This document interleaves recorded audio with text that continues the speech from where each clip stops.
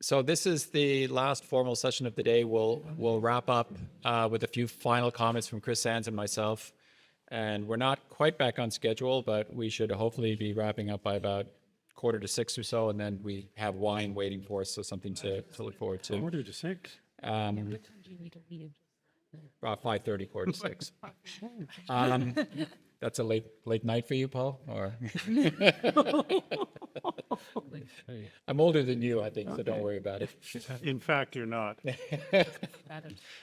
So it's my pleasure to introduce the moderator for this final panel. And I think I mentioned to you, maybe it was last night with the panelists, that we wanted to end the day hopefully on a high note. And we've got a panel that's actually dealing with cooperation with China and some areas where we're being able to find some common space. So looking forward to this and ending the day on a good note. Back to Jeff Nankivell, who I've also known for a number of years, back to our days at CETA, I think, when CETA was still around. But Jeff's current position is president and CEO of the Asia Pacific Foundation. He's been there, Asia Pacific Foundation of Canada. And he's been in that position since September 2021, so going on 3 years. Prior to that, just like with Graham, had a long career in the public service of over 30 years, working again at CETA, our development agency, between 1988 and 2008. And then I think when we had the grand amalgamation, you headed over there a little bit like myself. He has worked on the region, Indo-Pacific, for most of his career. He has a fluent Mandarin speaker. He's posted 3 times to Canada's embassy in Beijing. The last time as the deputy head of mission from 2008 to 2011. 2016, he was appointed Consul General of Canada in Hong Kong, and Macau, serving in Hong Kong until May 2021. So we've got someone with great expertise to lead this panel. Thanks very much, Jeff. Well, thank you very much, Vince. Bonjour tout le monde. 下午好. It's a real pleasure and an honor to be here, and thanks so much to the McCardell School, to the Slater family, to the Wilson Center, and McGill for hosting us all, so generously. And boy, it's been a rich day. A bit of an emotional roller coaster. If a roller coaster can kind of go mostly down and not up very much. And, Vince was really building up this session last night. Oh, Jeff's going to lead us through this very, uplifting session. It's going to be great, rainbows and unicorns. And I'm hoping it's based on his assessment of my relentlessly cheerful and upbeat personality. My own views on cooperation with China are a lot more nuanced than that, and colored by long experience. The last part of which was 5 years as Consul General in Hong Kong from 2016 to 2021, where I really saw up close, very close, a really dramatic change. That was very depressing, to observe, and it's a city that will never be, what it was, and will never be what I think it could have been.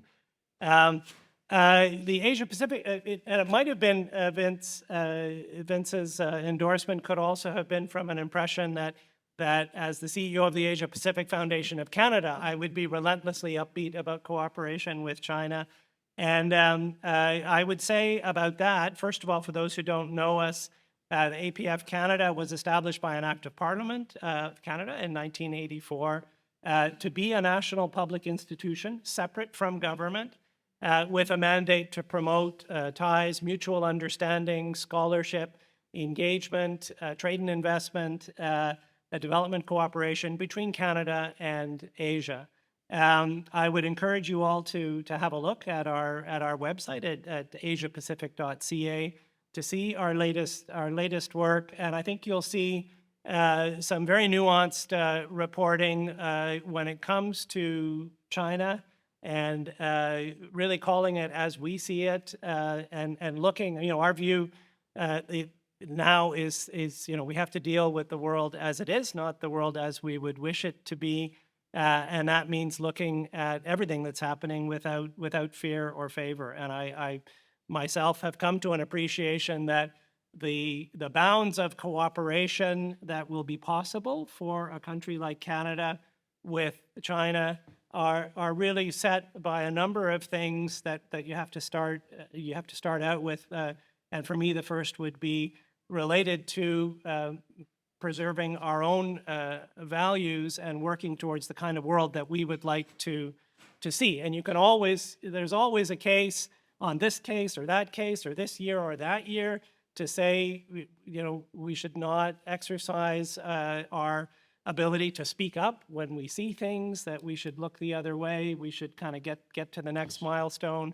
And I just think of it in terms of, do I want to gift a world to my grandchildren? They're hypothetical at the moment, but maybe soon, and to their children, a world in which you can lock up a large number of people, disappear them from their families, and nobody around the world will say anything about it. And this is not aimed particularly at China, but at those who say, we should look the other way. And I think, and one of the points I raised with the panel in advance of our discussion today, which we will get to in just a second, was that I think I would offer the hypothesis that I think in both Canada and the US, we do have now a very broad consensus of both popular and elite opinion that their relations with China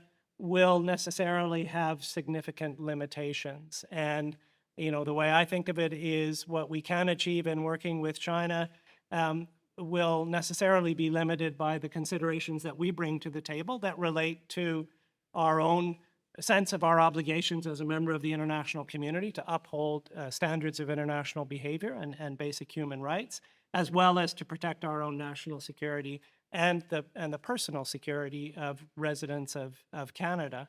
And that, what is possible once you go beyond those two things, may be limited, but there are trade-offs involved in that. There seems to be a pretty broad consensus now that those trade-offs are things that people in our two countries in North America would accept. But I'm interested, I would welcome, other points of view on that. So we're gonna be talking, and really, let's think of our panel as your bridge to the weekend. We're going to be talking about cooperation, examples you'll hear in the spheres, in kind of generally academic cooperation, on health cooperation, and different aspects of environmental and climate change related cooperation. Some tales of actual experience, of things that are happening now, of barriers, but also of possibilities to what we can work on together. And I think, as we are discussing this, and we're going to welcome participation from our very expert audience, I'd also like us all to be thinking about, on any of these matters, how things look from the perspective of the leadership of China, of the people of China, and to what extent, whatever we may decide on this side of the Pacific, what is possible is conditioned on decisions that are made on the other side of the Pacific. We'll get now to the panel. You've got sort of people's titles and information. Professor Paul Evans, Professor Emeritus from the University of British Columbia, will talk first with an overview on the concept of cooperation, and we'll speak of track 1.5, dialogue, experience, and possibilities.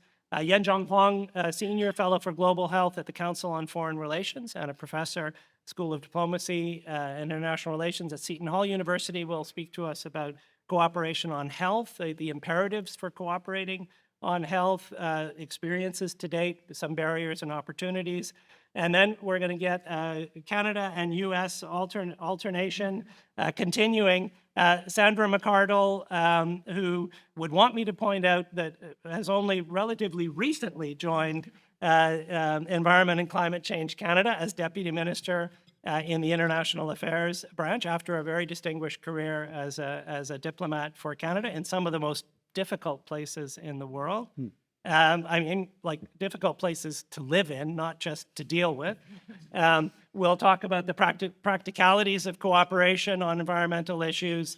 And then we're going to go to the whole climate with Kate Logan, the Associate Director of Climate at the Asia Society Policy Institute and Fellow at the Center for China Analysis, who will talk about cooperation specifically on climate change, some U.S.-China experience, barriers and prospects, and the potential for Canada-U.S. cooperation and also complementarity in dealing with China, which I think is a very interesting thing for us to explore in this panel. And with that, let me turn to Professor Evans. Thank you, Jeff. Made me think that when I had to give the speech you just gave 18 years ago when I began as head of the Asia Pacific Foundation of Canada, I could do it with much more optimism and punch than you just did, in the sense that the Asia Pacific world is gone, or is going. The Indo-Pacific world is with us. And it comes with a geopolitical overlay that makes many things look very different. I don't know about all of you in the room, but I found that last session we just had hyper depressing on multiple fronts. That at least in past, one thing we could offer to the Chinese was a way into our system. I'm finding increasingly that they're going to build an alternative system, in part because they can't get into ours. We're going to strangle them in the context of the fourth industrial revolution, is where we may be leading.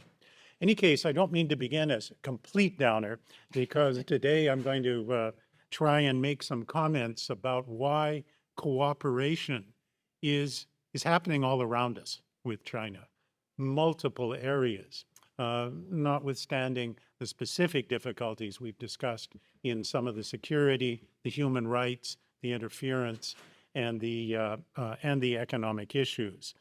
But cooperation is going on all around us, and scholars like Ian Johnston, a Canadian at Harvard University, makes a pretty convincing case that in most of the international regimes out there, China is a regular, functioning, and positive participant. We don't necessarily agree with all of their interests, but in terms of they're a part of the world in mainly cooperative ways. And that is, I think, worth putting it in perspective.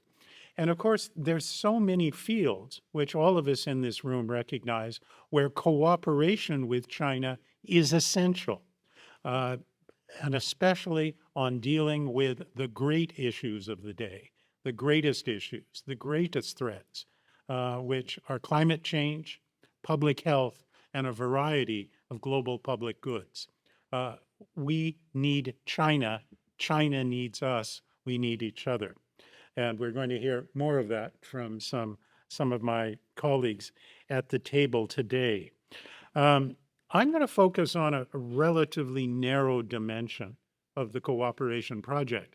And that's what we used to call, and I think still can, track 2 dialogues and activities with core decision influencers in China.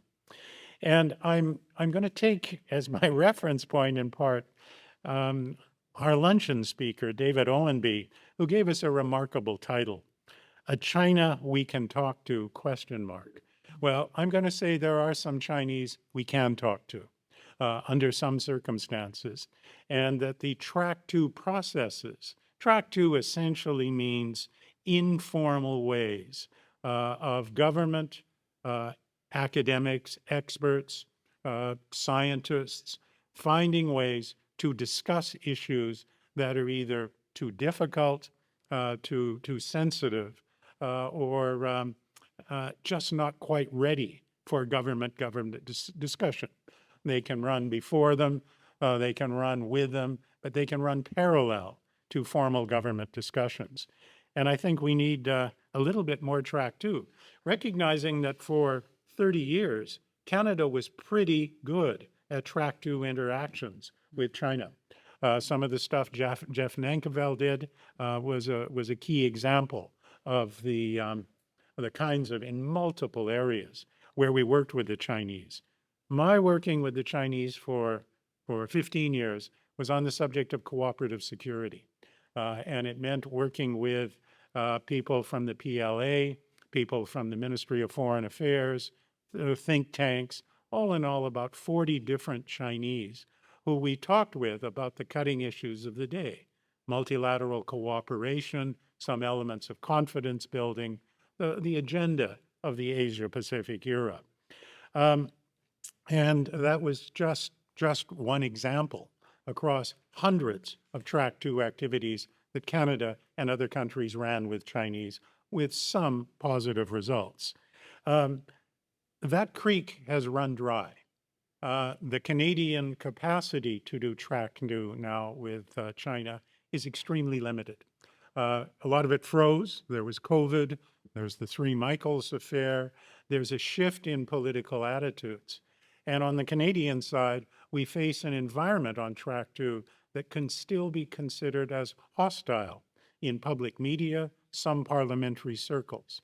On occasion, when we've tried to bring in Chinese, even by videos, to be part of discussions like these, we've sometimes run into problems with Canadian governments that are afraid of what's going to happen in the Globe and Mail the next day.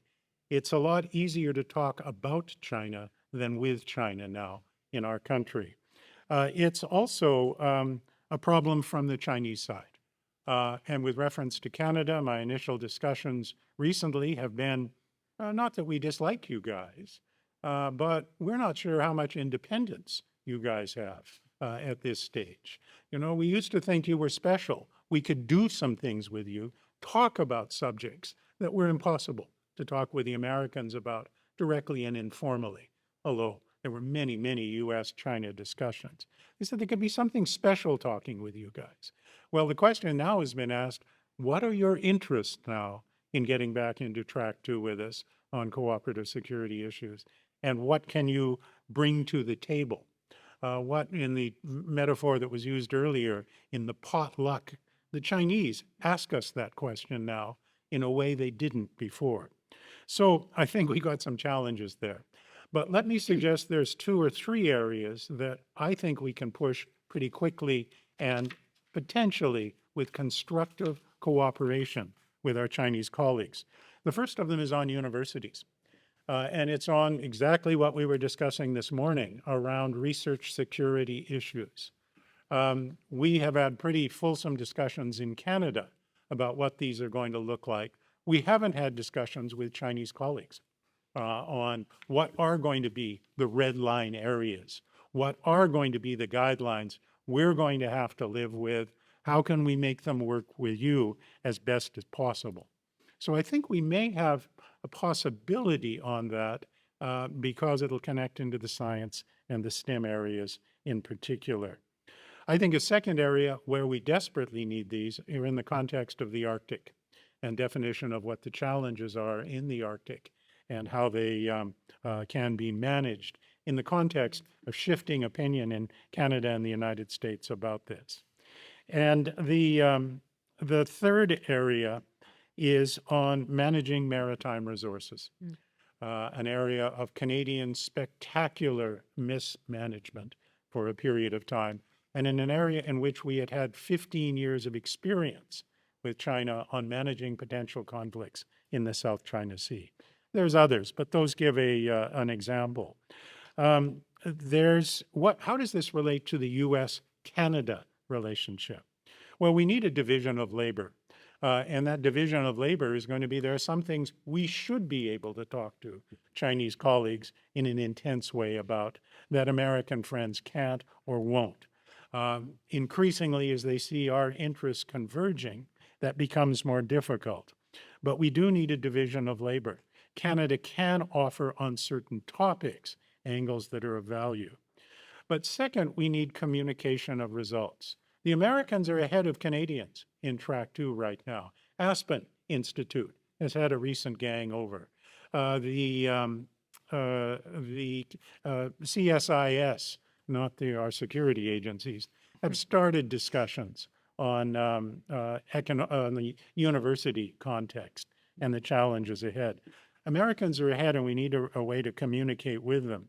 And I'd actually suggest for this McGill process going forward that one of the interesting things it can do is monitor where the creative discussions are in the two countries and compare notes. But that's hoping we'll have the opportunity to compare notes before darkness becomes complete in the Indo-Pacific era. Isn't that a happy ending? Okay. They're thinking about the weekend now. They're thinking about the bar. Let's go. Let's go. Synonymous, in my view. Let's go. We'll carry on to health.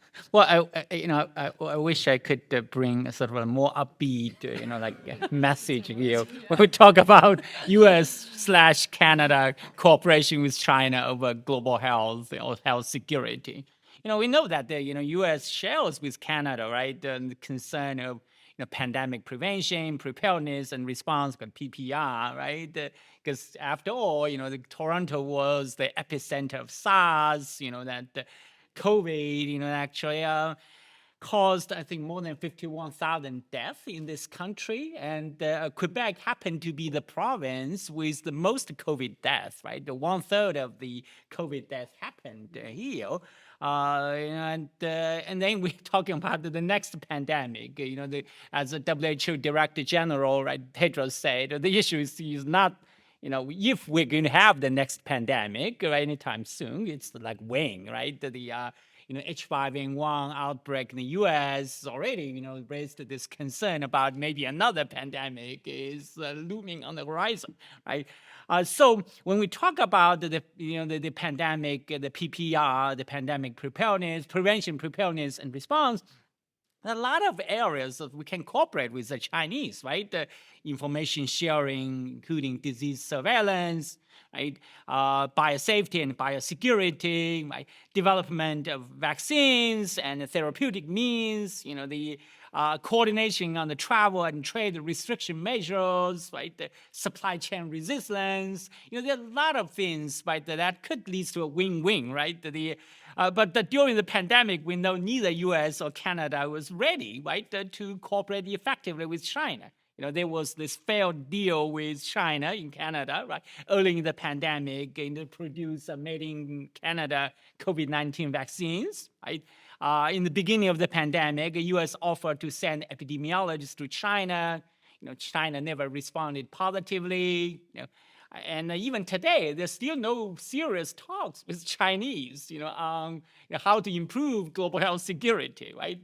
And during the pandemic, we instead we're seeing this finger pointing, exchange of accusations over issues like, the pandemic origins, and China, weaponized, and probably I should use the term leverage, right? The APIs, the active pharmaceutical ingredients, medical supplies for their strategic advantages, right? The U.S.-China geopolitical rivalry, combined with this lack of, personnel exchange during the pandemic, essentially deepened the mutual misunderstandings, misperceptions. So as a result, the two nations had little, right, a serious discussion over public health issues, not to mention, right, the co-development of vaccines and therapeutics, right? But, the end of this acute stage of the pandemic, you would expect to open the window, right, opportunity for such cooperation. After all, you have, this more than 7 million people, right, died during the COVID, not to mention the economic impact, right? This devastating impact of the pandemic should convince the policymakers on the need to cooperate with China, right? It is also perceived as like one of the biggest risk factors, right? We were preparing for the next pandemic. And that happened before that kind of cooperation. In fact, right after SARS, right, the United States entered into a multi-year partnership with China's Ministry of Health to develop more robust public health capabilities, infrastructural, bilateral cooperation to defend against major disease outbreaks. But unfortunately, right, the U.S., Canada, we didn't seize the opportunity, right, to cooperate with China, right, on the PPR. Right, during the November last year by the Biden-Xi summit, the two countries agreed to initiate working group consultations in 10 areas, but improving cooperation against pandemic threats was not even among them, right?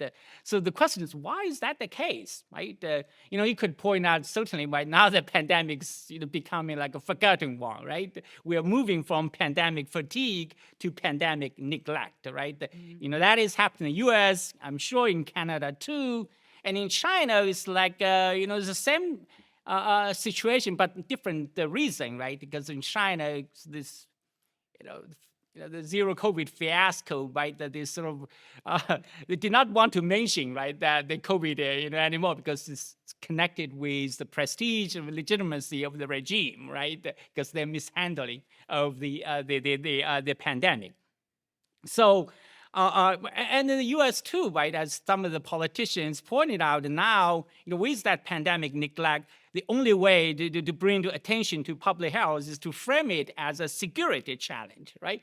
But this securitization of health issues, when coupled with geopolitical tensions, actually exacerbates the security dilemma, right? It's China. It poisons the atmosphere for cooperation of biotech and biosecurity and sends a chilling signal, right, for scientific exchange, right?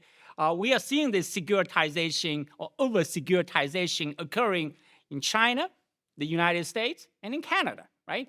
And in China, they're treating, right, genetic materials as a strategic resources, right? The recent Minister of Science and Technology made it clear, right? If you want to ship, this genetic materials overseas, you need to get approval, right, from the government, right? And the United States, they have this Biosecure Act, that targets, the biotech companies like WuXi AppTec and BGI, right, aiming to prevent the U.S. companies from doing business with Chinese biotech companies. In Canada, we have this ongoing national security investigation, right, of these two Canadian-Chinese virologists, for their collaboration with the Chinese labs. I don't know much of the details, but it is clear, right, as the professor, Janice Stein pointed out this morning, when we cut off scientific exchange with the Chinese scientists. We are now, far less than 5 years ago. So last year, I co-authored a piece, the Council Special Report with the Rebecca Katz, a professor at Georgetown. We pointed out, basically, if we compared with 5 years ago, right, we are even less prepared than 5 years ago, right, in preparing for the next pandemic. The situation is getting even worse today. And certainly, right, you could point out that the U.S. Congress is, and that's another problem. It makes the China's cooperation over COVID-19 origin as a precondition for bilateral cooperation. You could point out the lack of trust, because the policymakers, including especially U.S. policymakers, that very skeptical, about the necessity of reaching out there to the Chinese. They believe, this like track 2 dialogue is just like a propaganda, right? We're not going to really gain significantly from that process. So to address this challenge, we need to have really a global health détente with China. That involves, right, the talking with the Chinese through 2.0 dialogues, maybe even 1.5, involving the government officials from both sides. We could embed health diplomacy in multilateral frameworks like G20, COVAX, we built, right, during the pandemic, and support a community of practice, including scientists and scholars, right, to foster trust, accountability, and sustainability, right? I think Canada could play a significant role in this process. The Tom pointed out we need to think strategically. I totally agree. We need to identify the niche to make the difference, right? But now, the problem is the political atmosphere, right? It's not right. But still, right, we have to start from somewhere, right? If you want to make a progress, there's areas that are less sensitive, more politically neutral, issues like NCDs, non-communicable diseases, environmental health, health financing, workforce strengthening, antimicrobial resistance, right? So, starting from these areas, we can build the confidence, that before we can move to this more significant, more sensitive, more substantive issues related to global health security. So basically, to quickly wrap up, it's not the time to do no harm. I think we have to do something, right? As a starting point. Thank you. Thank you. Let's move right along to Sandra. Well, I'm not sure I found this to be the ray of sunshine in the dark clouds that I was expecting thus far. So Kate and I will try and do our part with an environmental discussion. So look, I think where I would start with is the very obvious. Fish swim, birds fly. Environment is by its very nature a cooperative game. If you think of it in terms of game theory, this is one where long term we all win or we all lose. And so it is one where it is necessary for us to cooperate with all countries. There's no one we can entirely turn away from this discussion, certainly not China. And it's one where I think we need to be sure that we're working together and that we're finding those areas to cooperate. And we can do that with eyes wide open. But this is a place where we really do need to be able to work together. And if you think of this in terms of diplomacy, look, environment is one where you can always keep a channel of communication open. And quite frankly, for us in Canada, it's one of the ones where it is close as we can come to politically palatable to work with China in this. I won't say it's entirely easy. I'll be at China Committee in a couple of weeks, and I don't think it will be that easy, but just to say this is as good as it gets. And that's a channel that I don't think we can easily neglect. So environment, look, there's lots of reasons, as I mentioned, any country this would be important. China, how much more? So fundamentally, we need to talk to China because on the one hand, to keep with my dark clouds to the left, China is part of the problem. They account for 28% of global emissions, at least in 2020, which are the last stats I could find. Still the world's largest domestic user of coal. Despite closing some inefficient coal plants, they've opened some new ones. So we're still seeing a 10% rise in China's coal generation. So quite frankly, a lot of work still to be done. But by the same token, China is part of the solution. And the last panel talked a lot about that. They have been very much invested in every sense in being part of the green transition. They have made incredible strides on EVs in particular. They are now the world's largest producer of renewable energy. They are forecast to install more solar and wind power than the entire renewable energy capacity of either the EU or the United States. That was based on last year's numbers. So really significant and a really important part of how you're going to create energy. And we talked about the right to development. For China, finding energy from renewable sources to support what we heard about the need for increased productivity, really important. The other aspect for China is their Belt and Road Initiative. Really big investors. We've seen them commit $1 trillion, much of it in their neighborhood, but also more broadly in the developing world. Look, helpfully, notwithstanding what I said about what they're doing at home, they've committed to end financing for new coal-fired power plants. In 2022, they issued green development initiatives for their banks. So 35 Chinese and other banks have signed on to implement Green Belt and Road Initiative investment principles. So look, that's something they've taken on themselves, gives us an opportunity to check what they're doing. And that's really important when you see the kind of infrastructure they're taking on. I guess the other aspect with China, as we all know, China is and places itself as essentially the leader of the global South. They are extraordinarily powerful within that group, founding member of the BRICS now plus, G77. And so they have influence across the world, Africa, we heard about Middle East earlier today, Latin America. So quite frankly, we need to be able to engage China constructively because they carry a broader influence across the world. And if we simply ignore or discount China's contributions, we're losing a chunk of the world that we need to keep with us. So what Canada has done with China goes back probably maybe till Jeff, you were there, or maybe Ambassador Saint-Jacques. But back in 1992, we established the China Council. We established with China, pardon me, the China Council for International Cooperation on Environment and Development. 1992, a couple of years after Tiananmen, I think no accident when we talk about environment is an easy wedge to start opening doors. Still met last August. We'll meet again this August. Includes China and Canada as co-chairs. The U.S. participates. There's a number of European countries, the Nordics, Germany, as well as UN, NGOs, academics join that.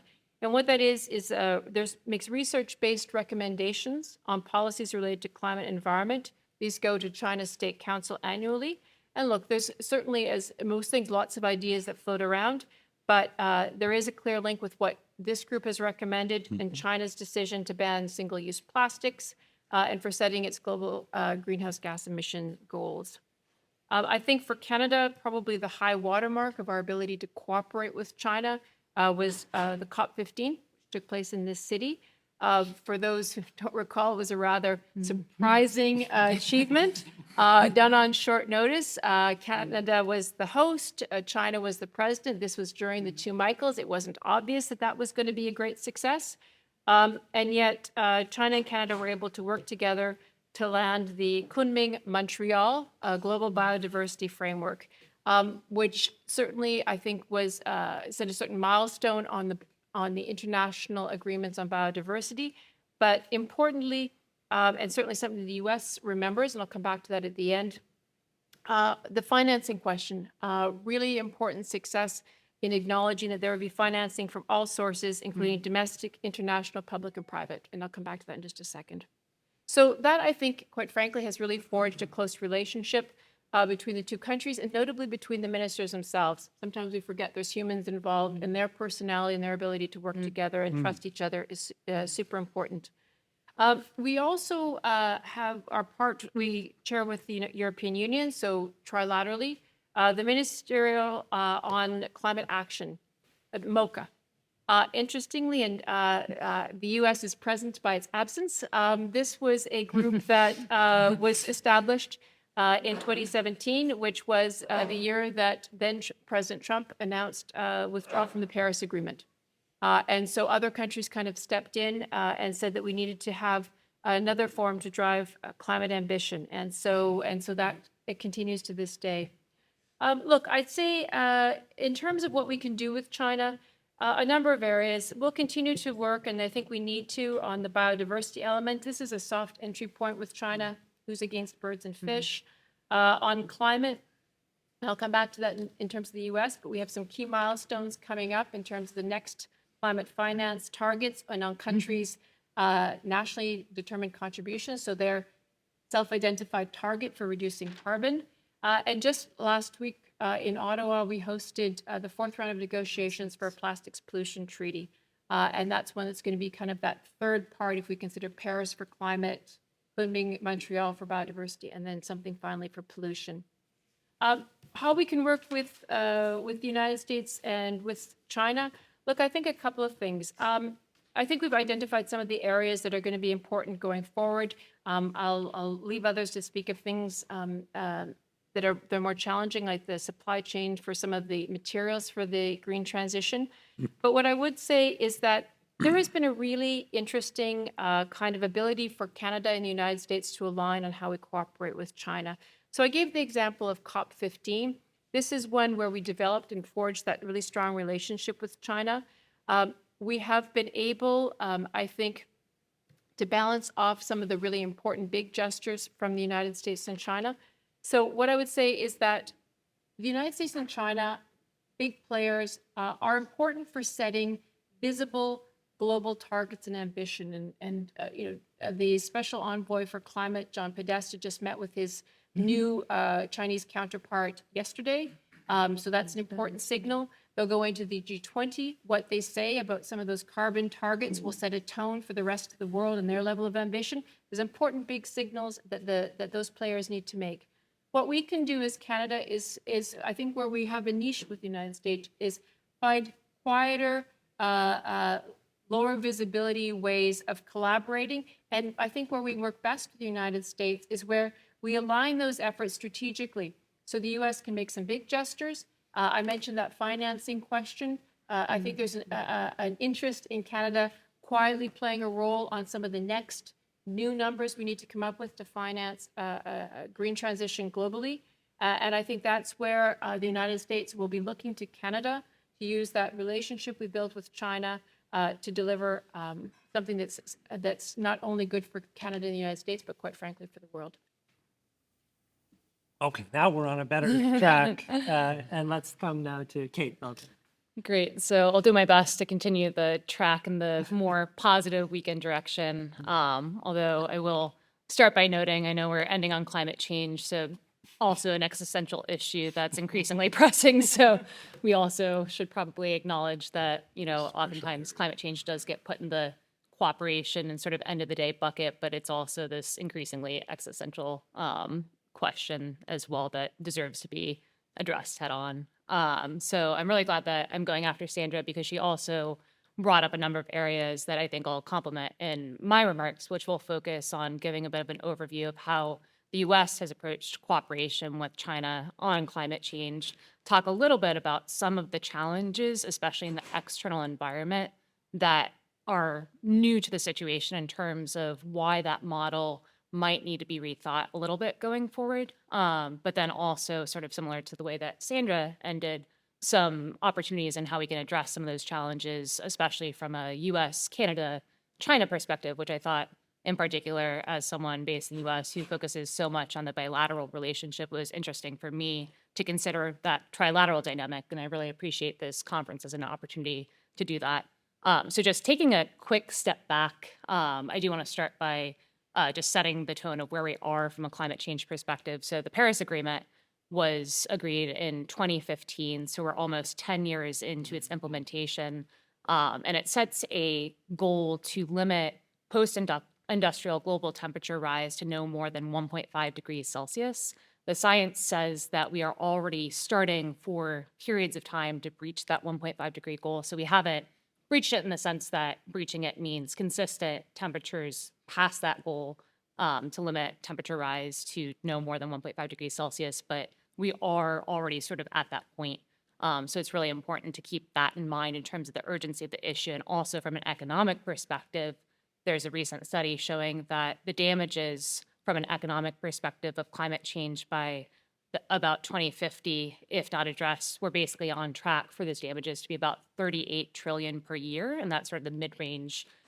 Whereas addressing climate change will expect to take about 2 to 3 trillion per year by 2030. This is mostly for emerging developing economies, but essentially the point there is that the impacts of climate change will be much more expensive than actually addressing the issue. So the sooner we address it, the cheaper it will be.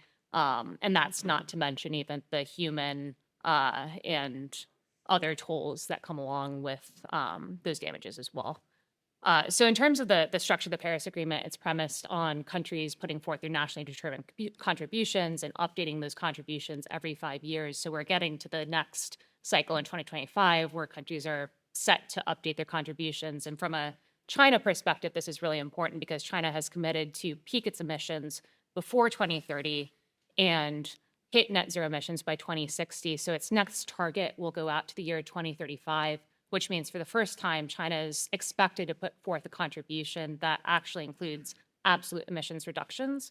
And the pace of those reductions will, because China contributes about a third of global emissions annually, obviously have a huge impact on how fast we're able to address the issue. So that's a really important milestone. So from a US-China perspective, on a positive note, as Sandra also mentioned, the new climate envoy for China, Liu Jinmin, visited the U.S. He's currently either in D.C. or New York. We'll actually be joining a meeting with him tomorrow to meet with his new U.S. counterpart, John Podesta, for the first time. So just going back to this idea of human relationships, both climate envoys are new. Their predecessors, Xi Jinping and John Kerry, had established the relationship during the Obama administration, where this model for U.S.-China climate cooperation was sort of established as this unique wedging issue where the U.S. and China had really strong interests to work together in light of all the other tensions. But at that time, just to note, there were many more dialogues across the other issues. So it was a bit of a different context. And you also don't have the economic competitiveness and other challenges that came up on the last panel, for instance. So this model really focused on two parts. The first being working together to come to some sort of alignment and agreement in the multilateral negotiating context so that those agreements could be brokered. And then the second piece was maintaining ongoing technical dialogues on more of a working level on areas of cooperation. And even during the Obama era, a really interesting example is the CERC, the Clean Energy Research Center, where the US and China came up for a model to protect IP around clean energy technology on both sides and have open dialogues about what they were doing to develop new technologies that would be needed to address the issue. So that was when that model was sort of developed. Obviously, the Trump era was a really challenging time. What was really important during that era was subnational US-China cooperation on climate continuing, and especially California has played a leading role in this regard, establishing an institute under former Governor Jerry Brown, signing a number of MOUs on a state to provincial level with Chinese counterparts to maintain dialogue, oftentimes around similar technical issues that also can be adapted to the local level. So that's important to keep in mind as sort of this buffer when the national level politics become more difficult and more tense. And then, as Sandra mentioned, I think from a Canada perspective, the ministerial and climate action that Canada, EU, and China established during that era was also really important to maintain that dialogue. So then when Biden came into office, a lot of what happened sort of aimed to replicate the Obama era model.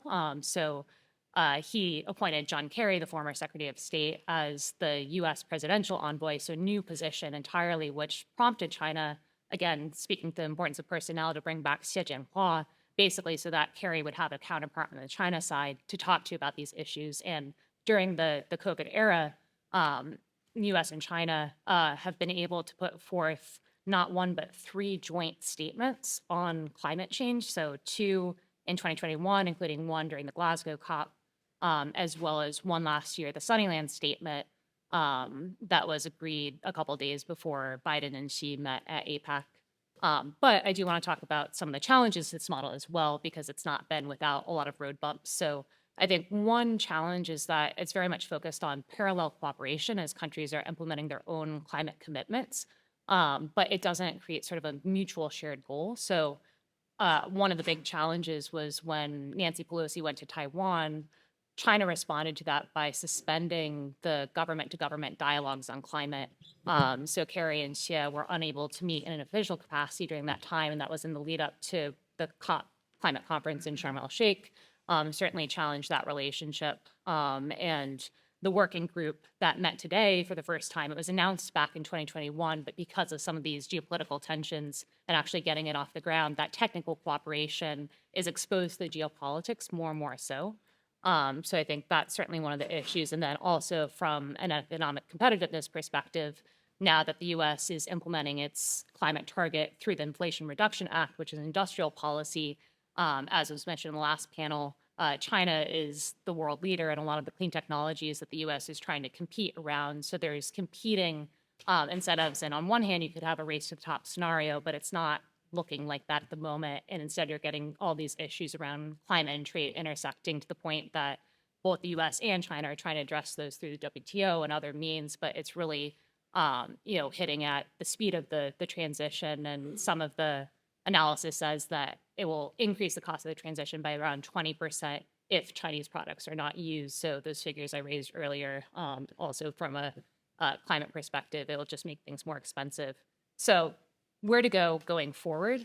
I think a couple of different things. I think one is that even though competition is inevitable, cooperation is absolutely essential. So that cooperation needs to be protected, and creating more substantial models for protecting that at a high level, at a leader-to-leader level, especially protecting non-state and subnational cooperation is really important, and making sure that that space continues to exist and grows. And also the technical cooperation, like the working group meeting that we saw today between the US and China, if that continues and deepens, those personal relationships do play a really important role. So I think that that model is important to preserve. I think at the same time, thinking about areas that don't rely on parallel cooperation and global cooperation, so thinking about US-China cooperation and Canadian cooperation as well in third countries, so around climate finance for developing and emerging economies, where there is this mutual interest because those countries also need to reach their targets in order for US and China and Canadian action to actually matter in practice. And then finally, just bringing the role of Canada. Canada does play this really interesting role, I think, as sort of, and I hope I'm not going to say the wrong thing, as a bridging middle power. In some ways, I think the ministerial on climate action was a really, really important dialogue, and that's continued. So it's not just a Trump era one-off. Obviously, we're facing an election, so I think thinking about how Canada can really preserve a lot of that relationship and make progress is one area. I think also from that perspective, bringing in some of the Canadian provinces to the subnational cooperation would be really interesting. Quebec has been a leader internationally on climate action and quite vocal as a subnational entity in some of the other Canadian provinces. So I think thinking about that trilateral cooperation as well. And then just what other multilateral, minilateral spaces that Canada can launch, continue to preserve. So CCICD has been an incredibly important avenue for exchange. So I do want to emphasize that as well. So anyway, I probably spoke too long. Happy to open up. That's terrific. Thank you. Thank you so much. So we have a few minutes for Q&A and comments on the panel. And I'm going to launch one, and then we'll go out to the audience. So when I was talking earlier about how considerations of values and national security and other forms of security for countries like Canada and the U.S. we put some limits around what's possible for cooperation.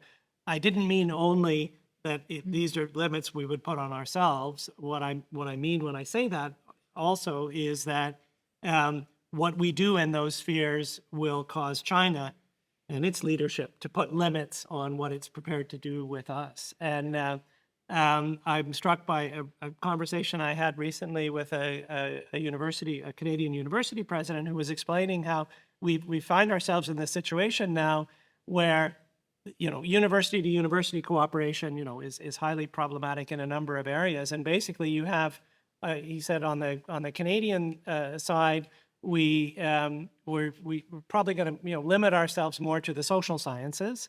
And on the Chinese side, they're most interested in the technical and scientific side. So basically, on each side, we want what the other's not prepared to offer.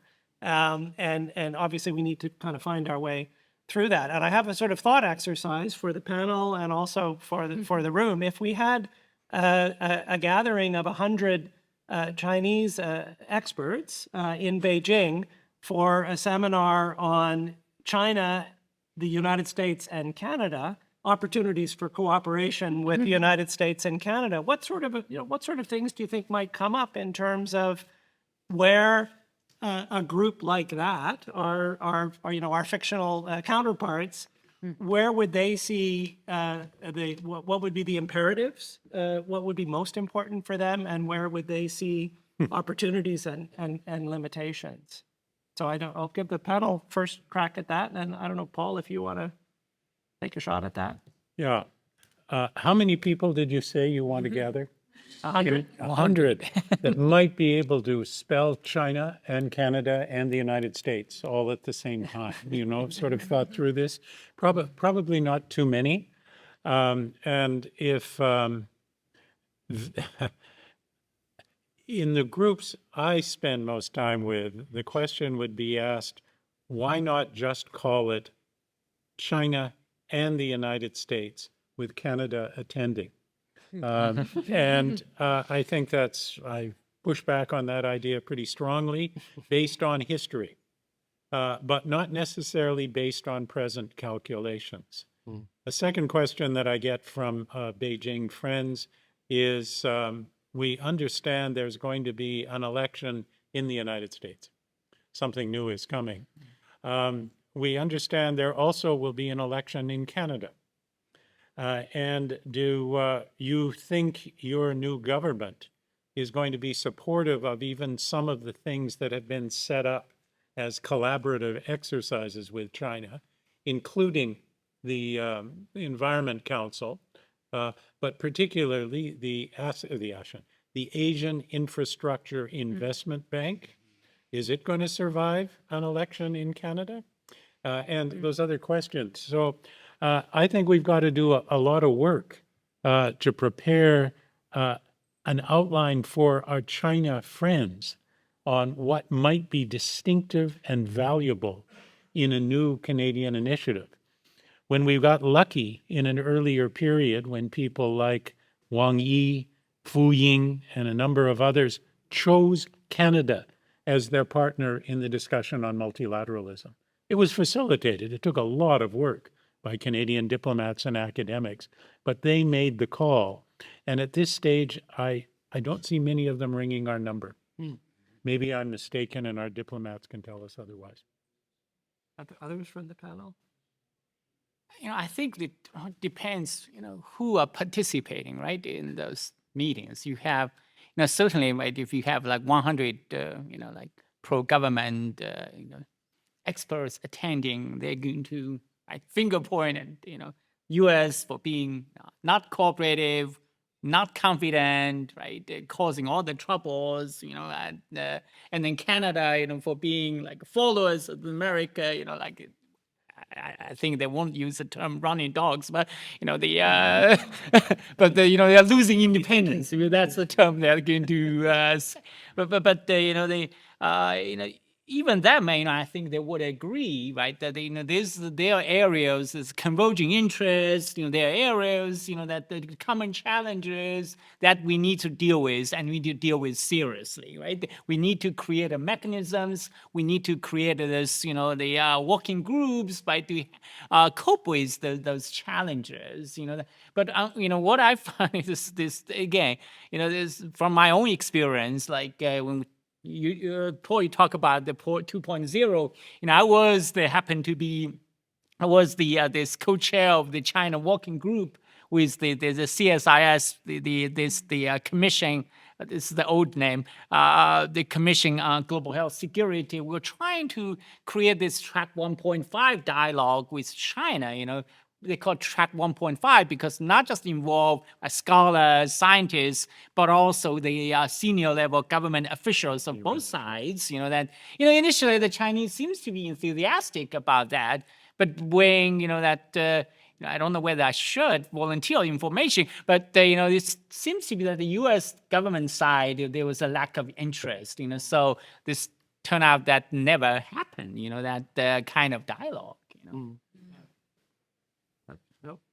I'm going to take a bit of a different tack, which is, rather than thinking about high-level cooperation, I think, just going back to my last trip to China in November last year, first trip back since the pandemic, I was really struck by the strong interest from a lot of Chinese counterparts and stakeholders in technical cooperation, sort of from a bottom-up perspective, and also business opportunities. This might have been partly because I went right after Governor Gavin Newsom of California had gone and attended this summit in Shanghai on international exports and trade. But I think from a climate change perspective, this idea of technical cooperation to overcome the politics, when you get people together, for instance, on the municipal level, and they show how a wastewater treatment plant actually works in practice and think about the technologies that are needed. Also thinking back to the Chinese pavilion at COP28 in Dubai last year, the UN climate conference, there was just so many different Chinese entrepreneurs who are sharing their technologies. And there's so much innovation going on in China that I think can be shared internationally, that this idea of technical cooperation from more of a bottom-up perspective to overcome the politics could play a really important role. And sort of what I mentioned before was sort of top-down, giving a space for that technical cooperation to take place. But I think more bottom-up technical cooperation could be a really important and interesting area going forward. Yeah, and I think the subnational level that we talked about before the session is one that's very interesting. And I know particularly here in the province of Quebec, there's a big appetite for cooperation of all kinds in relation to climate change. Let's go to the floor and to Professor Paul Thiel. I'm Jeremy Paul Thiel. I'm Professor Emeritus now of Carleton University, longtime specialist on China. I've been asking the same question for about a year now. We all know what the red lights are in cooperation with China. We know what some of the yellow lights are, but we have very big problems identifying green lights. And I wanted to bring together what Janice Stein said this morning and also what our CSIS people said this morning, with what Yanzhong Huang said. And actually the track, what Paul said about track 2. It seems to me that we actually do need cooperation in basic science in some ways. And by the way, in the social sciences, my former boss and colleague, Seton, just issued a report in China about the obstacles to political science and international relations research in China. Yeah. From his perspective, how they are being interfered with from the national security point of view. So the idea that this just goes back to this is a public document which laments the situation in China on the social science side. I think that what we should do is, we talked this morning about more transparency in the research cooperation. Well, maybe we should, once we have that transparency, we know who's cooperating, we need to actually protect certain areas of joint research and make that transparent. This is a common commitment, transparent, whether it's in health. I don't know, health would be a good area, but some area of health, some areas of basic science. There is an upside also for our security people. Because if this is open, and people can be debriefed on their joint research, openly debriefed and openly think, what you have a learning experience both of the joint research level and the learning experience of what does the other guy's interested in? Where are they trying to, so it's actually an opening for the security people to find out what's going on rather than a closing of that. But we need to first identify what those areas are. And you can do that partly if there's more transparency, and government can come in and say, yes, we will protect this. Yes, we will bring our security. We will protect these projects. Make these projects protected projects with open transparency. And then on both sides, we will both actually learn how to cooperate and also learn about each other. But the step it should be a kind of bottom-up process with top-down support. And we need to have, it doesn't take too much courage to do this if it's areas of people, there may be some dual use involved, but if the security agencies are involved in looking at it, then what's the danger?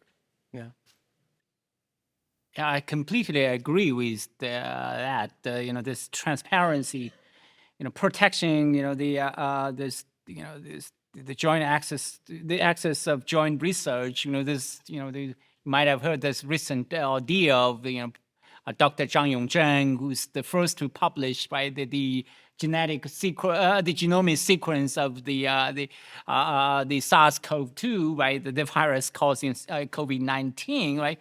Well, he basically published it is in part because he was convinced by his international collaborator, right, Edward Holmes, who's based in Australia, so University of Sydney, right.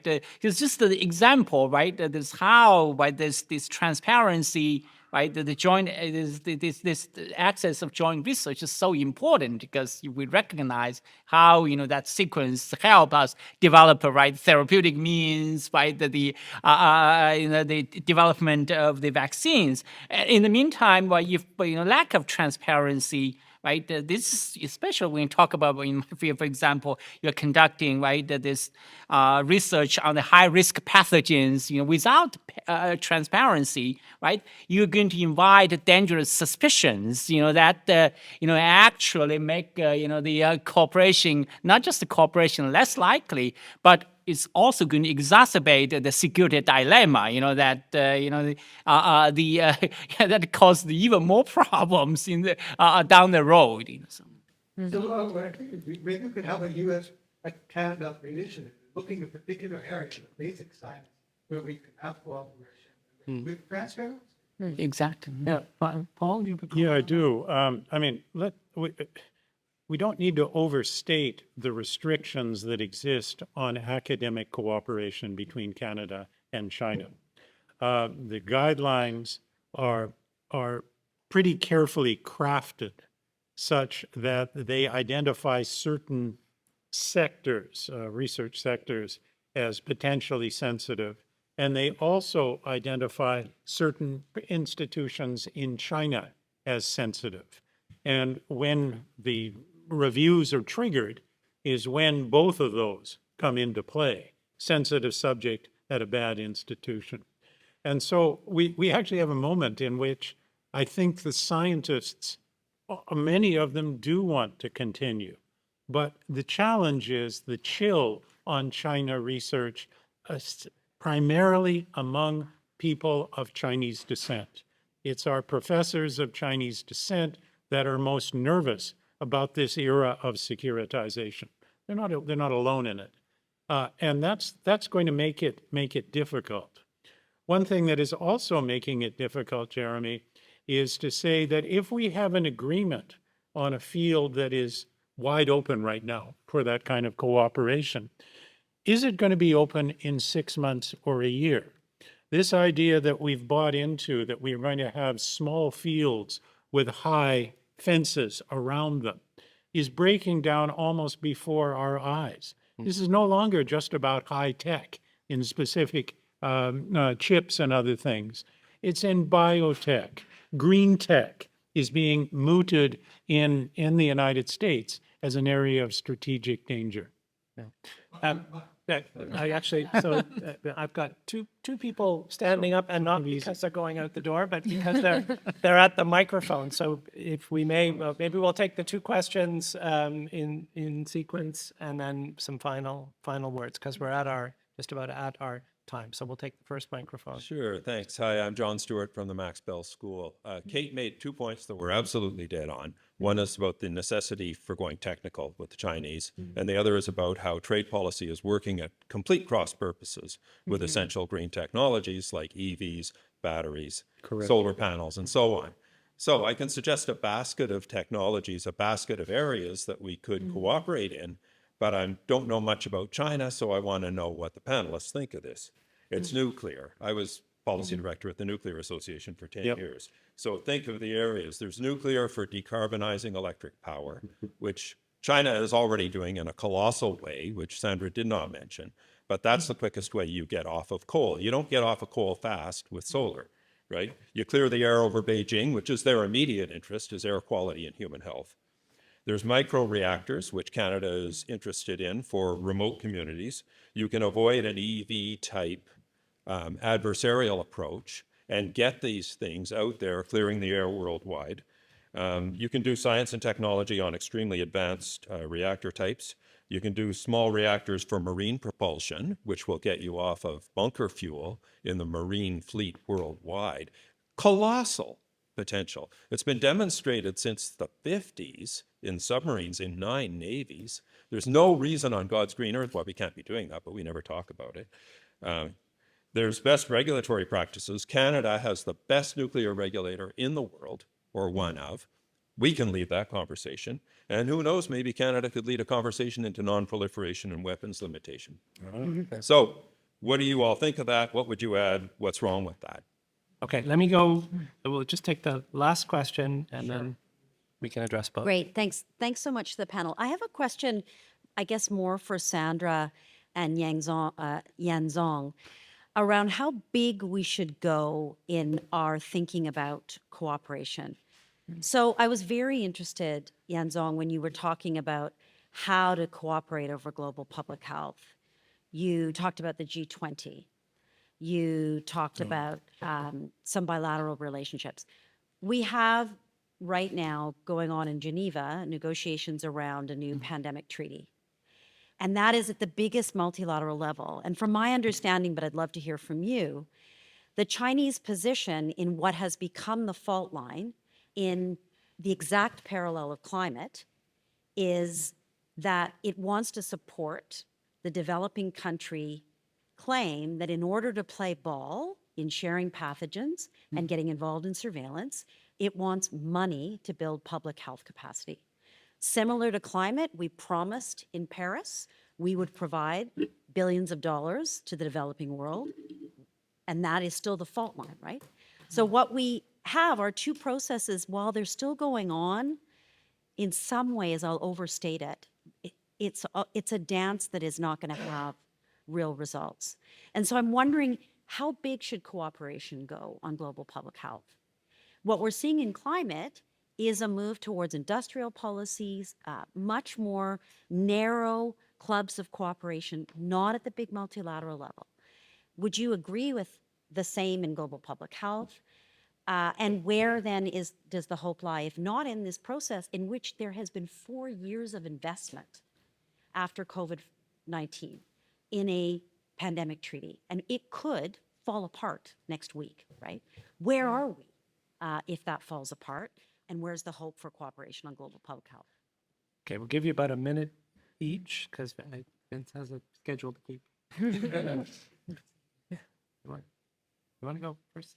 Sure. I don't have all that much to say. I just think on the nuclear issue, so I'm not an expert in what it would take from a security perspective to make that happen. I think it's a really interesting idea, but I did want to mention, so I looked up the Sunnyland statement, not on nuclear, but there's a line in there that basically says the US and China, the two countries, aim to advance at least 5 large-scale cooperative carbon capture and sequestration projects each by 2030, including from industrial and energy sources. And I think the point I want to make is that, they're not joint projects, but basically this joint commitment to advance projects. Obviously, that's not the extent of cooperation that you're referencing, but, like that kind of model is something that there is at least some basis for, even though I did check and, nuclear has not been mentioned recently in that sort of cooperative model. But I agree that nuclear is really important in the context of China's decarbonization and globally as well. So just wanted to mention that, but we'll turn to Sandra.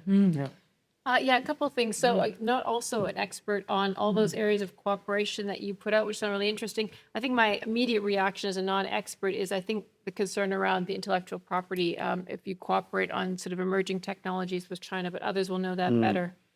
In terms of cooperating with China before we get to health, which I think was really the nub of your question, I just wanted to share a couple of things I didn't get a chance to mention earlier. So, look, we have done some, and maybe this speaks to the area of cooperation. We currently have launched it a few months ago under that CCI-CED China Council banner, a carbon market study. So we are now working with China, scientists on both sides, looking at carbon markets and how China could implement something like that. So there is actual, tangible, specific things that we are going to make recommendations to them on. And I think that's kind of a practical and useful way that we can work together.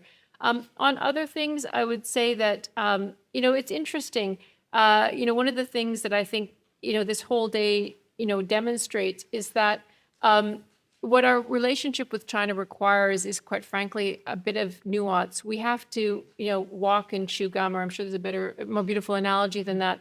But there are things where we will not be able to work with China on, and there's things where we need to. And in the domain of environment and climate, quite frankly, there are times when we are closer to China's policy on certain items than we will be with the United States. And I think that just speaks to, kind of some of the ability we have to be flexible and to find those areas as they emerge, we'll work together.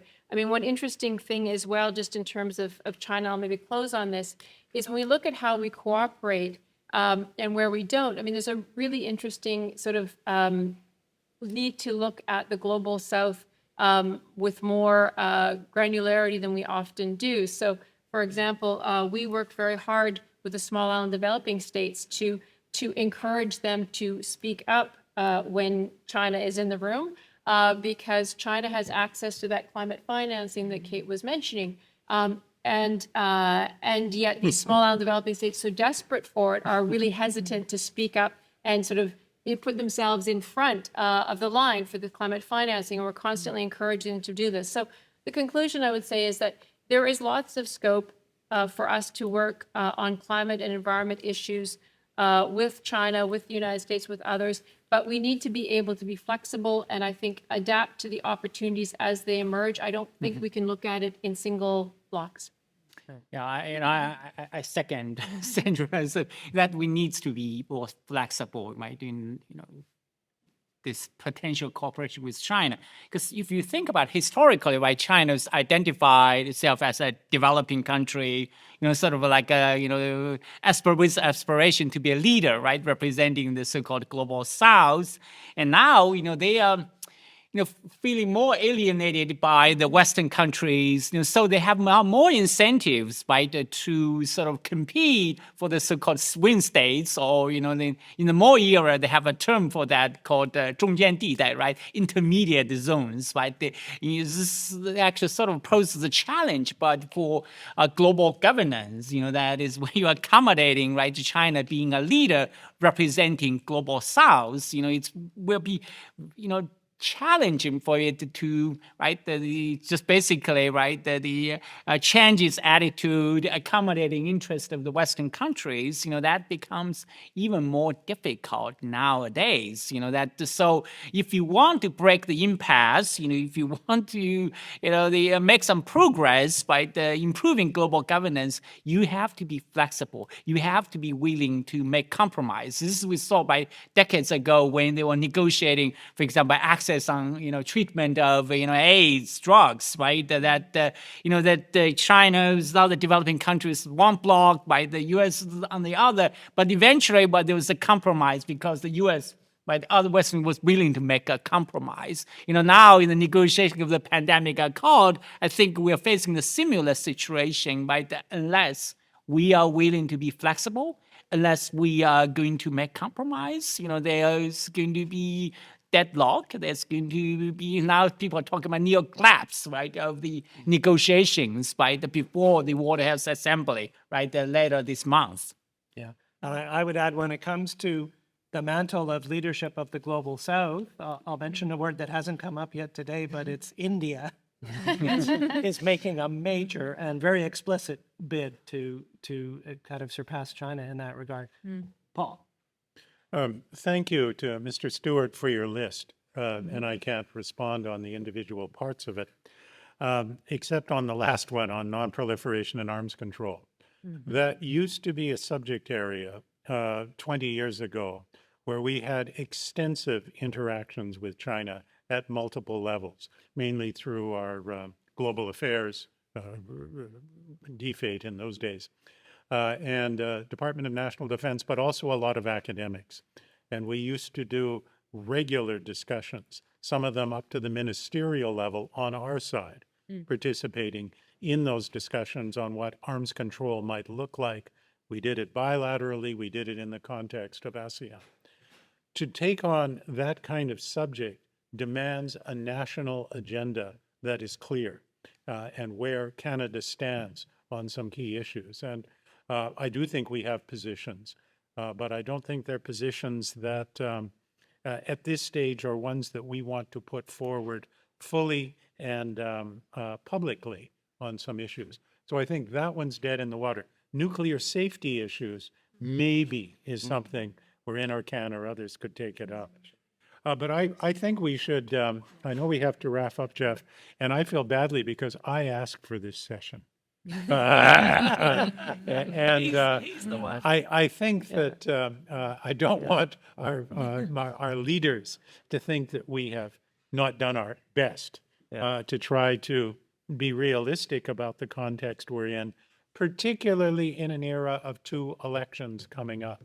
I think this discussion might look a little different in a few months in the U.S. and maybe a little bit different a little bit after that in Canada. So I think on all matters, Track 2 and other things, we trust in McGill University.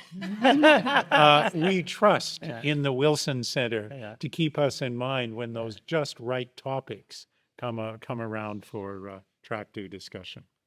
Thank you.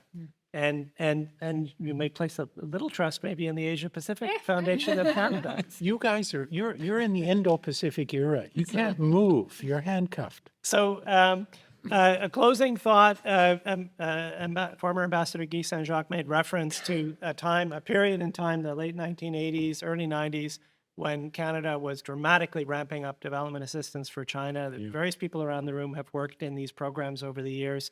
I think often about the organizing principle. This is in the late 1980s, led by a very visionary thinker named Marcel Massé. The organizing principle for those cooperation programs was the multiplication of contacts at the thinking level. That was the aim of all that activity, was to multiply those contacts at the thinking level. And I think we're maybe now in an era where we want to try to preserve contacts at the thinking level and find ways to nurture them. But I leave you with that thought, and I ask you to join me in thanking our wonderful panelists for a great discussion to bring us home. Nice.